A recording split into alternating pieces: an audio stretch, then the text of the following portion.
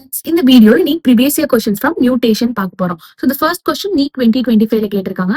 With the help of given pedigree, find out the probability for the birth of a child having no disease and being a carrier. Carrier na has the disease mutation in one allele of the gene. ஒரு mutated gene அவங்களுக்கு இருக்கும்.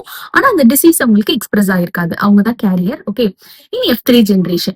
அதாவது F3 generationல what is the probability for the birth of a child with no disease and being a carrier? So அந்த childக்கு வந்து disease இருக்கக்கூடாது, அவங்க carrier-ஆவும் இருக்கக்கூடாது. அந்த மாதிரி childோட probability என்ன அப்படின்றதுதான் question. So F3 generationல தான் நமக்கு disease free childோட probability என்னன்னு தெரியணும். Okay. அப்போ F2 generationல these are the parents. So பேரண்ட்ஸ்ல வந்து இவங்க வந்து அஃபெக்ட் கேரியர் ஃபீமேல். அப்போ ஒரு குரோமோசோம் அவங்களுக்கு அஃபெக்டடா இருக்கு, ஒரு எக்ஸ் குரோமோசோம்.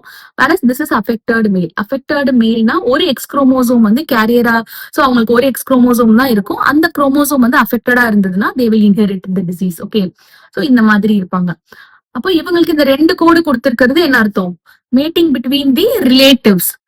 சோ கன்சாங்குனியஸ் மேட்டிங்னு சொல்லுவோம், அது நீங்க படிச்சிருப்பீங்க.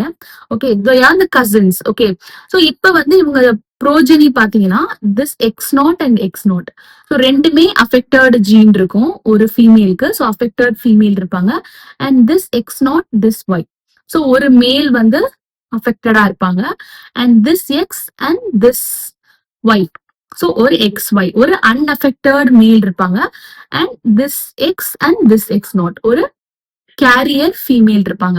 அப்போ கேரியராவும் இல்லாம டிசீஸும் இல்லாம இருக்கிறது ஒரே ஒரு அன்அஃபெக்டட் மேல் தான். ஓகே, சோ த ப்ராபபிலிட்டி என்னது 1/4. இந்த 4ல ஒருத்தவங்க தான் வந்து டிசீஸ் ஃப்ரீ அண்ட் ஆல்சோ கேரியராவும் இல்ல. அப்போ 1/4 இஸ் தி கரெக்ட் ஆன்சர்.